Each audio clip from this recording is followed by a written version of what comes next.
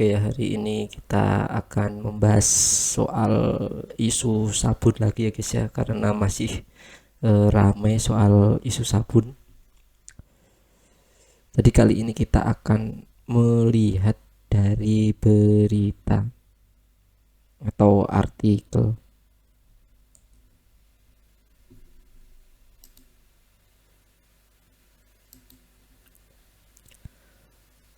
Oke, ini artikel bisa dilihat di layar ya guys ya.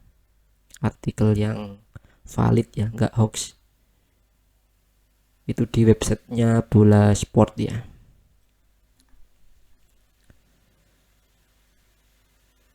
Jadi kita baca dulu ini menarik banget, kita baca-baca dulu karena konten kreator itu banyak banget ya yang ngambil berita dari sini. Untuk judulnya ini, Proliga tahun 2025 habis juara, akhirnya ngaku pelatih Pertamina ungkap ngalah di akhir final four karena PD menang lawan Popsipo. Ini hanya clickbait aja ya guys ya. Coba nanti kita baca isinya. Dan ini nanti kalau ada suara mobil atau suara orang atau suara motor, mohon maaf ya guys ya, karena rumahnya di dekat jalan. Oke, kita langsung lihat. Pertamina Enduro sebagai tim pertama yang lolos ke laga puncak mengendurkan permainan mereka pada pertandingan terakhir saat bersua Jakarta Popsivo Pulwan. Hasilnya mereka menelan kekalahan 3 set langsung dari Popsivo Pulwan. Hasil tersebut membuat Popsivo yang akhirnya menjadi lawan Pertamina pada laga puncak Proliga 2025. Sementara itu, Gresik Petrokimia Pupuk Indonesia harus gigit jari karena dipastikan gagal ke final lantaran kalah selisih poin dari kedua pesaingnya. Bulen Karsliglu kemudian menjelaskan bahwa dia sudah melihat kelebihan dan kekurangan dari Popsivo Pulwan.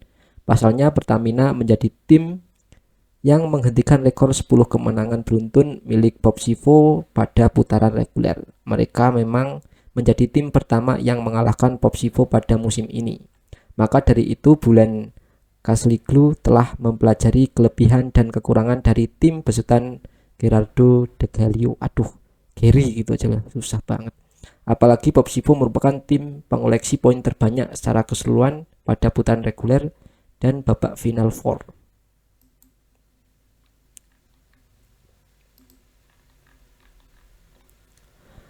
Ingat pada musim reguler pertama kali mereka kalah melawan kami, ujar Bulen. Mereka memiliki pemain asing yang bagus pada putaran reguler. Ingat Popsipo tetap menjadi pengoleksi poin terbanyak musim ini. Mereka juga kalah pertama kali melawan kami. Tetapi kami seperti melindungi kekuatan tim untuk mencapai final. Oke, ini kalian bisa baca di sini ya guys ya. Karena bola sport ini konten apa namanya berita-berita dari sini itu dibuat di banyak konten kreator ya, itu buat materi dari sini ya guys ya.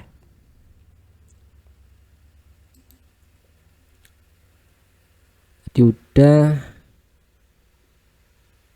ini klarifikasi pelatih Pertamina Enduro tidak pernah bilang Junedi Santi lebih baik dari Megawati, kalian bisa baca sendiri. Mana lagi ya, saya mau baca isu tentang, oh ya jangan lupa ya, ini AFC Champions League kalau Mas Doni itu masuk ya guys ya. Terus kalau nggak salah besok tanggal berapa ini, tanggal 16 itu lawannya Nishida ya guys ya, Osaka Blue Teon besok ya guys ya, hari Jumat. Kalian yang masih punya itu ya, member video, kalian bisa nonton di sana ya guys ya, itu seru banget tuh Mas Doni lawan Nishida ya guys ya, keren pastinya.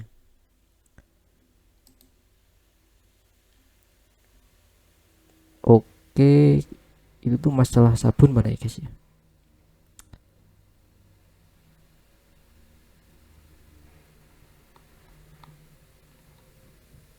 Nah ini.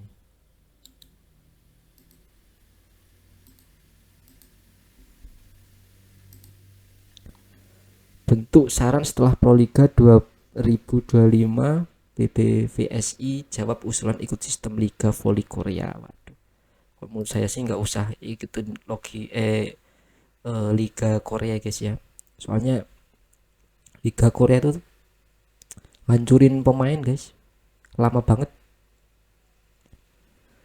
Usulan dikhususkan terkait aturan yang ditentukan pada babak final 4. PBVSI menggunakan sistem round and robin pada babak 4 besar dengan 2 tim teratas yang berhak melaju ke babak final. Namun aturan tersebut tampaknya membuat persaingan sedikit mengendur jika sudah ada tim yang lebih dulu memastikan tiket ke laga puncak. Tentu saja tim yang sudah lolos ke final duluan lebih memilih menjaga stamina dan kebugaran para pemain mereka agar terhindar dari cedera. Strategi yang sebenarnya sah-sah saja dilakukan oleh setiap tim yang sudah mengunci satu ke tempat di laga puncak.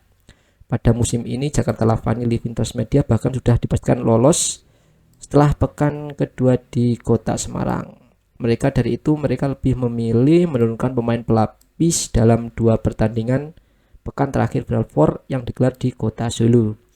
Situasi lebih runyam terjadi pada sektor putri. 4 tim masih memiliki peluang hingga pekan akhir babak Final Four. Laga penentu sebenarnya tersaji dalam laga antara Jakarta Pertamina Enduro dan Gresik Petrokimia Pupuk Indonesia. Pasalnya pemenang dari laga tersebut memiliki peluang lebih besar untuk lolos ke babak final. Benar saja Pertamina yang berhasil menang atas Petrokimia lewat comeback 5 set menjadi tim pertama yang lolos ke final. Melihat hasil laga tersebut, peluang Petrokimia sejatinya tipis bisa ke final walau berhasil memetik 3 poin penuh dalam laga terakhir kontra Jakarta Electric PLN. Pasalnya Petrokimia hanya memiliki unggul 1 poin saja atas Jakarta Popol One yang masih bertanding 1 kali lagi. Harapan Petrokimia satu-satunya adalah mengharapkan Posipo kalah dengan skor 0-3 atau 3-1 dari Pertamina Enduro yang tim yang sudah jelas lolos ke final. Maka dari itu Pertamina boleh saja melakukan strategi dengan tidak bermain all out yang akhirnya kalah 0-3 dari Popsipo dengan format kompetisi yang berlaku. Kalian tahu mengapa kami tidak terlalu memaksakan diri untuk bertahan di pertandingan terakhir karena finalnya penting, ujar pelatih Pertamina Coach Bulen. Meski begitu, sistem tersebut membuat banyak penggemar bola voli berasumsi bahwa sudah seharusnya format kompetisi diubah. Jadi tim teratas di klasemen akhir babak final 4 layak ke final, sementara itu peringkat kedua dan ketiga diadu lagi dengan syarat jika kedua tim memiliki jumlah kemenangan yang sama atau selisih poin yang sedikit.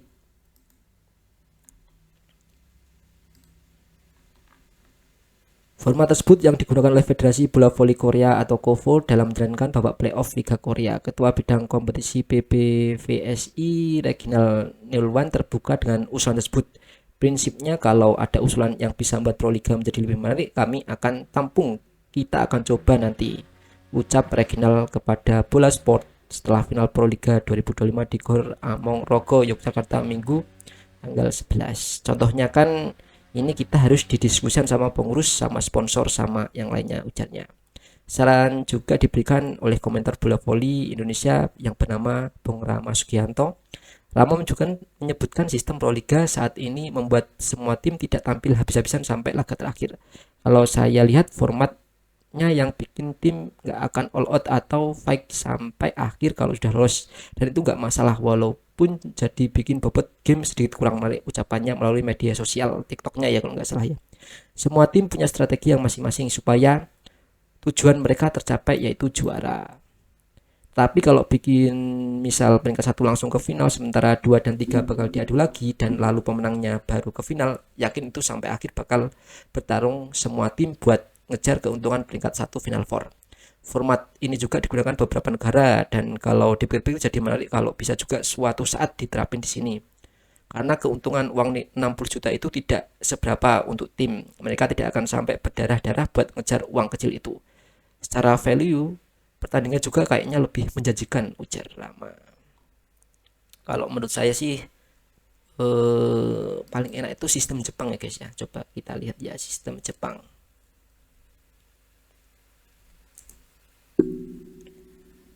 Jepang. Mana Jepang?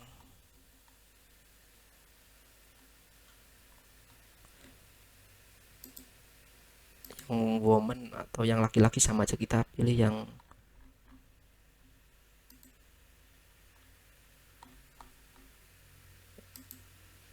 yang laki-laki aja. Yang laki-laki kan lebih sedikit kalau nggak salah timnya. Nah betul kan, lebih sedikit. Jadi kalau di Jepang kan ada 10 tim ya. Kalau di putri Indonesia itu ada 7 tim ya, 7 tim atau berapa tim, ya udah itu pokoknya. Contohnya kan kalau semisal katanya kemarin kan katanya si ketua umum itu kan mau sampai 8 tim ya guys ya. Berarti untuk di fase reguler yang dieliminasi kan 8 sama 7. Jadi tinggal waktu playoff atau final four itu ada ini ya guys ya. Nah, yang juara 1 sama 2 ini di sini. Nah, juara 3, 4, 5 dan 6 dia fight dulu kan. Cari 2 poin. Habis itu masuk 2 poin lagi final. Itu gimana pendapat kalian ya guys ya? Kalau kita ngikutin Korea yang namanya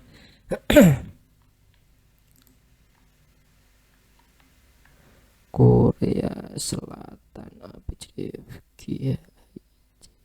South South Korea. South Korea itu V-League ya guys. V-League contoh kita yang putri. Oke, contoh kita aja yang putri ya. Nah, ini ke babak playoff-nya ini dia ngambil 3 poin ya guys ya. Itu berat banget guys, 3 poin itu. Kalau waktu finalnya kan 2 poin. Terus finalnya 3 poin itu berat banget. Dan itu nggak ada jeda istirahat sama sekali. Itu rusak guys ya pemain. Contohnya Mbak Mega itu rusak itu. Nggak tahu tuh dia bisa main stabil lagi nggak itu. Itu kalau menurutku itu Mbak Mega itu harus fase recovery itu sebanyak 2 bulanan itu biar dia bisa tampil bagus lagi, itu sekitar 2 bulanan guys. Makanya kayaknya itu Korea hancur atletnya gara-gara ini guys, banyak yang cedera kemungkinan ya menurut saya ya. Tapi kalau Pro Liga itu ngadopsi Korea itu nggak sehat banget ya. Kalau ada jedanya istirahatnya itu final istirahat seminggu atau apa nggak masalah ya guys ya. Ini kan Pro Liga atau Liga Nasional itu kan cuma untuk have fun aja ya guys ya. Yang penting kan Liga Internasional itu sih menurut saya ya.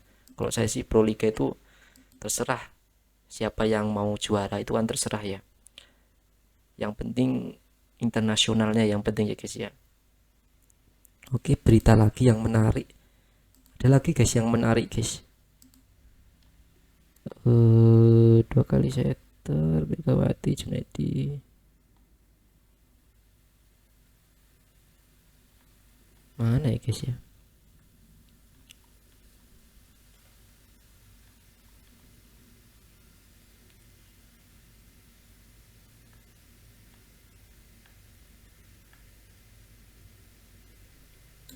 Nah ini guys, ini saran bagus banget ya guys ya.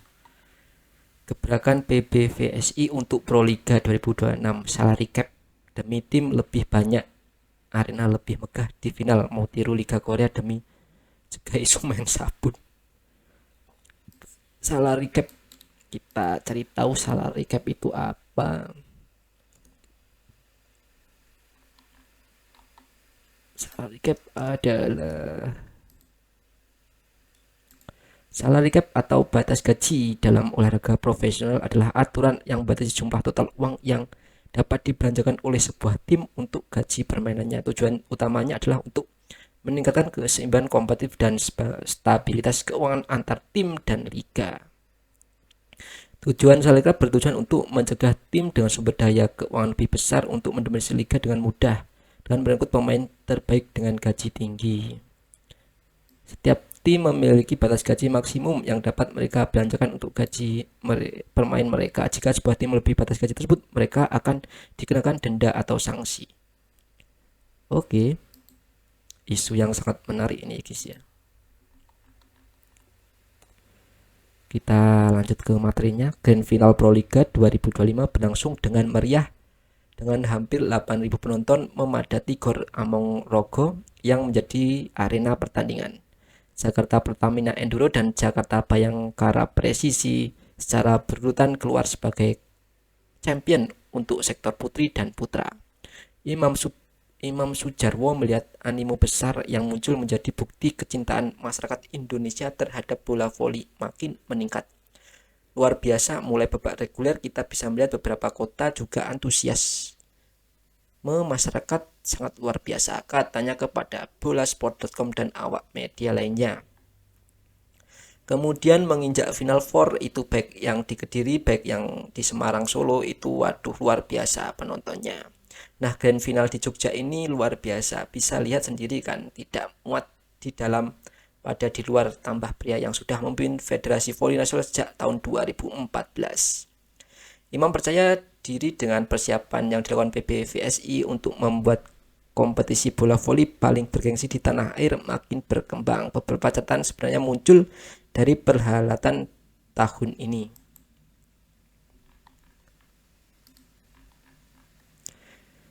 Satu hal yang mencolok adalah berkurangnya jumlah konsisten di sektor putra menjadi hanya 5 tim. Nah, ini sangat disayangkan ya, cuma 5 tim ya guys ya kalau di putra. Kalau bisa ya 8 ya. Tujuan Pak Imam mudah-mudahan terpenuhi ya, 8 tim itu keren banget menurut saya. Ini terlihat dari sektor putri yang diikuti, kalau sektor putri ini diikuti 7 tim. Wajah-wajah baru seperti middle blocker Chelsea Berlianas hingga outside hitter Junaida Santi meraih penghargaan meski masih remaja. Pendiri tim Lavani, Susilo Bambang Yudhoyono, mengusulkan penerapan salary cap dengan pembatasan gaji. Tim-tim dengan kekuatan finansial kecil juga bisa unjuk gigi. Mungkin timnya Bayangkara Presisi ini membludak ya guys ya, sumber dayanya ya, tapi nggak tahu ya guys ya. Cuman kalau Lavani itu manajemennya tuh keren banget. Kita bisa ngeliat di Instagramnya ya, di Instagramnya Lavani. Kita lihat Instagram.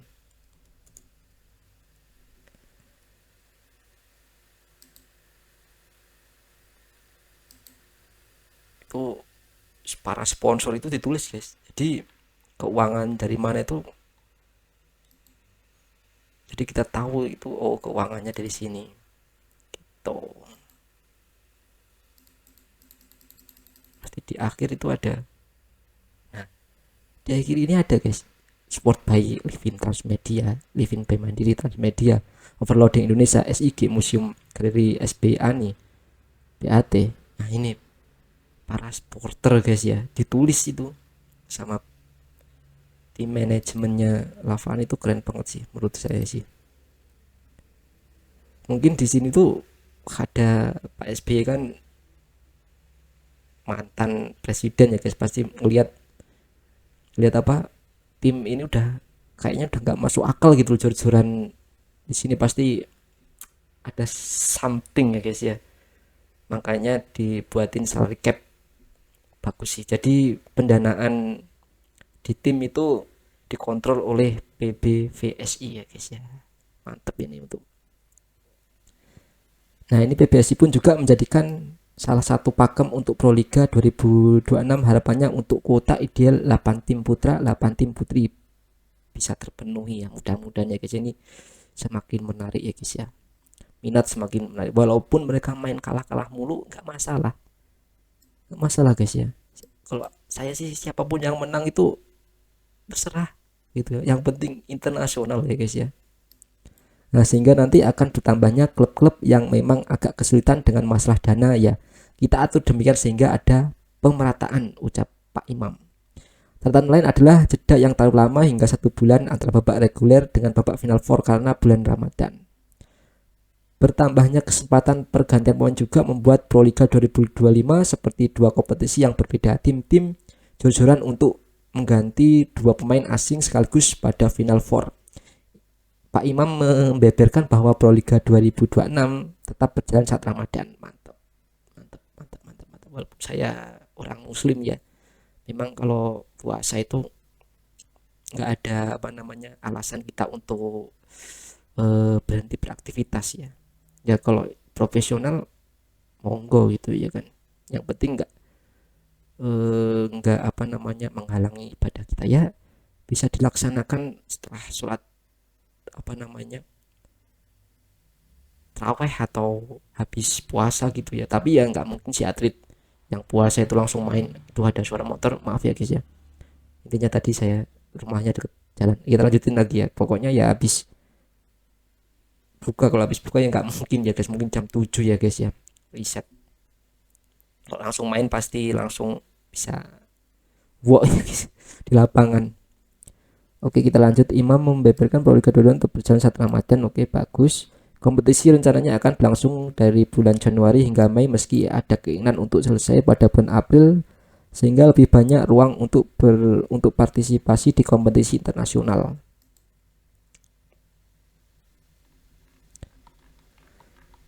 Jakarta perhelatan Grand Final untuk tahun depan juga dijanjikan lebih megah. Imam membocorkan 2 tempat yang menjadi opsi yaitu Indonesia Arena dan Gor Indoor Manahan. Sebenarnya kalau final itu ya paling bagus ya Indonesia Arena ya guys ya, karena orang-orang Jakarta tentu ya punya duit banyak ya guys ya, dan bisa menyupport fasilitas perbaikan fasilitas di gor kita yang utama ini ya, Gor Indonesia Arena itu. Gor di Manahan Solo ya nggak masalah sih, yang penting bisa meriah, nggak kayak kemarin itu. Oh, kayak kemarin tuh aduh, gue nggak paham ya guys itu. Mending nggak usah ya, seremoni ada tapi nggak usah ada panggungnya gitu loh ya. Itu cukup banner gede langsung, itu udah selesai. Kalau nggak kayak si game gitu kan nggak perlu, yang penting menang udah gitu ya kan ya, daripada kemarin itu maksa banget itu kan. Indonesia Arena atau Solo, mudah-mudahan ya gantian ucapannya. Oke, sementara itu Ketua Bidang Kompetisi PBSI Renal Nilman juga membuka ruang untuk masuk terhadap ide perubahan format kompetisi, yaitu tadi ya kompetisi kayak Liga Jepang itu. Tapi terserah sih ya, terserah yang terserah pihak yang berwenang. Oke, kita mah kita mas subscriber kecil. Tapi kalau mirip Liga Korea tuh aduh jangan ya guys ya, nanti dibilang kita ini FOMO. Cuman Korea tuh bagusnya itu entertainnya bagus banget. Dia bisa, intinya tuh entertain, olahraganya tuh memang bener-bener gokil lah kalau Liga Korea itu. Kalau Indonesia mau niru ya niru entertainnya tuh bagus banget. Itu kalau Mbak Mega cuman main doang kayaknya juga nggak terkenal guys. Entertain entertainnya Korea itu loh yang bikin penonton meningkat. Nah itu kita harus belajar dari sana ya guys ya kalau bisa. Tapi tetap ya, event internasional itu nomor 1 ya guys ya. Karena apa? Kalau kita lihat Thailand ya yang putri ya, Thailand yang putri itu memang bener rajin banget event internasional itu. Entah ya kalau putri ini, kalau putri yang Thailand ini ya, VNL itu nggak tahu lagi itu sampai bisa dia powerful banget ya guys ya. Yang putri ya, bukan yang putra. Yang putri itu udah perkembangannya udah di luar kendali itu yang putri itu. Entah Vietnam, entah Thailand, itu udah. Kalau putri Indonesia itu aduh kurang ya guys ya. Ya kita harus mengakui ya kehebatan Thailand sama Vietnam itu yang maju pesat. Apalagi Thailand, Vietnam itu udah memang horor itu guys ya. Ya nanti waktu SEA Games kita nggak usah ber apa ekspektasi tinggi gitu loh. Kalau udah dapat perunggu ya alhamdulillah gitu. Yang penting dapat perunggu lah, juara tiga gitu kan. Karena dua ini Pak, Vietnam sama Thailand ini Pak, ini tuh tim gila Pak. Oke, kalian bisa lihat berita-berita di sini ya guys ya. Ini berita paling apa namanya legit, paling nggak ada hoax-hoaxnya. Habis itu saya juga mau memperlihatkan berita baru 25 menit. Nanti tolong ya guys ya, tonton full ya. Biar nambah jam tayang sama subscribe ya guys ya. Kurang 100 lagi loh. Ya. Siapa tahu ini viral ini kan, diganti mirip Liga Jepang. Tapi kalau kalian mau kalau mau apa skema liganya itu pengen, tinggal apa komentar aja ya. Siapa tahu nanti ini juga viral ya guys ya. Didengar, siapa tahu kan saran dari kalian kan. Kita viralin aja ya kan. Tapi subscriber saya sedikit Pak. Cuman kalau bisa ya itu ya dibantu juga sama konten kreator yang udah gede-gede itu. Kalian mau pilih sistem yang mana gitu kan. Kalau menurut saya sih enak enak Jepang Pak. Serius Pak. Nah ini lagi guys, yang paling bagus guys, BCB tanda mata. Nah BCB tanda mata itu kemarin itu dia itu ngupload ya guys ya. Dia ngupload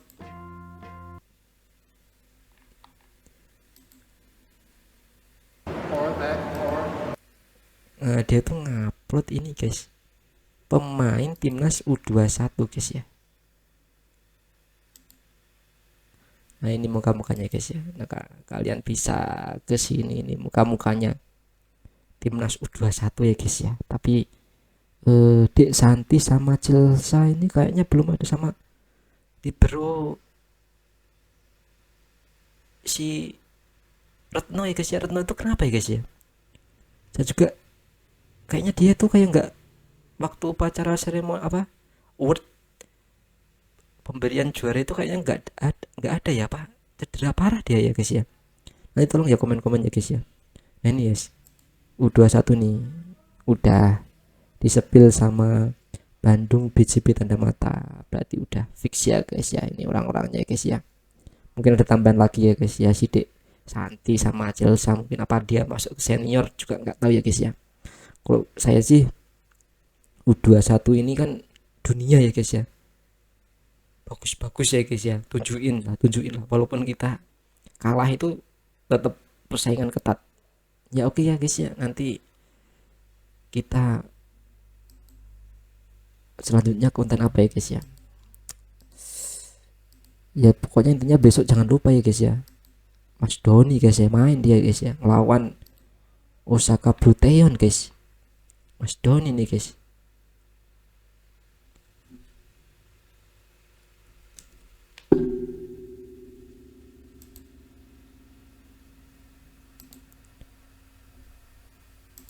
ngelawan Osaka Bruteon Mas Doni guys ya. Aduh maaf.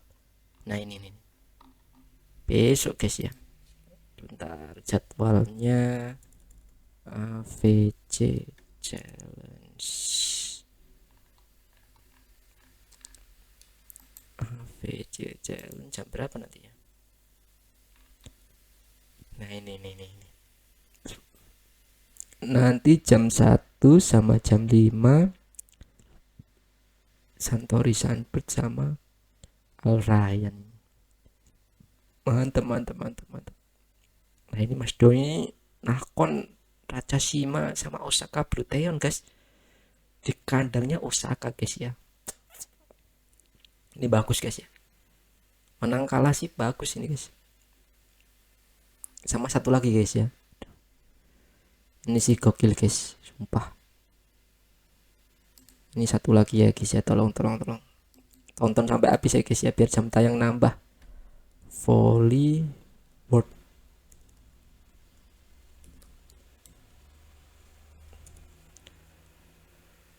Volley word ini punyanya situsnya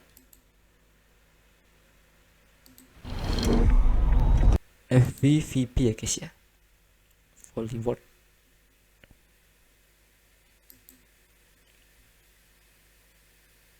Nah, bener kan, volley word.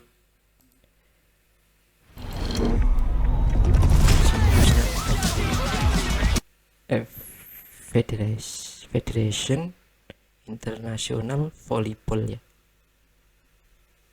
Iya kan? FIVB ya. Federation International Volleyball. Yang mana guys? Nah ini fotonya Mas Doni ya guys yang dipasang ini, kasih tahu. Nah di video ini nih, di video ini nih Mas Doni kalah guys. Tapi kita bisa lihat ini. Kita gunain translate-nya bahasa Indonesia ya guys ya. Kok translate-nya bahasa Inggris? Thailand sangat bagus. Mari kita terus ini kita reaksi komentar orang Thailand ya, padahal tim Thailand itu kalah. Thailand sangat bagus, mari terus berjuang, kami pasti menang pertandingan berikutnya. Merupakan pengalaman yang bagus untuk bermain melawan mantan juara Iran. Intinya itu ya, dari komentar-komentar ini tuh positif banget komentarnya walaupun kalah ya guys ya. Padahal tim Thailand itu merosot ya, yang putra itu merosot banget, tapi mereka tuh tetap kasih support ke orang-orang Thailand gitu. Nah mudah-mudahan ya netizen Indonesia ya guys ya, nggak ada lagi yang namanya hujat-hujatan antar pemain. Kalian tuh nggak kenal gitu loh sama pemain, kok bisa hujat gitu loh. Kecuali kalau kalian kenal siapa pemainnya gitu kan, siapa contoh si Hendra ya. Kalian parah sih hujatnya tuh, padahal dia tuh kalian nggak kenal gitu loh, kok ngujat gitu ya kan. Kecuali si Hendra ini utang sama kalian gitu, rusak rumah kalian hujat nggak masalah. Kalian nggak kenal gitu kan, bukan siapa-siapa di badang hujat. Terus yang lebih lucu lagi apa, selebrasinya bikin kesel gitu, ada yang bilang kayak gitu kan. Ya Allah, itu kalian main di lapangan kalau bisa ngeblok atau cetak poin pasti selebrasinya bikin ngeselin gitu. Nggak apa-apa lah guys, orang selebrasi itu kok bisa loh, gara-gara orang selebrasi kalian bisa kesel gitu loh. Gue tuh malah seneng tuh lihat yang selebrasinya all out gitu kan, sampai ditegur sama wasit gitu kan, itu keren banget itu tuh. Soalnya mental mental kalau ada selebrasi yang kayak Yuda gitu kan, Hendra gitu kan, selebrasinya all out banget kan, itu bagus guys, bagus banget tuh sebenarnya tuh. Tapi nggak tahu kenapa kok kalian bisa kesel gitu. Ya udah ya guys ya, terima kasih pokoknya tonton sampai full ya guys ya, sama subscribe ya guys ya. Kalau kalian juga pengen memberi tambahan masukan silahkan komen, gak usah apa namanya sungkan-sungkan komen aja, terserah ya guys ya, komen apapun nanti saya baca, saya jawab juga. Terima kasih, sampai jumpa di konten selanjutnya ya guys ya.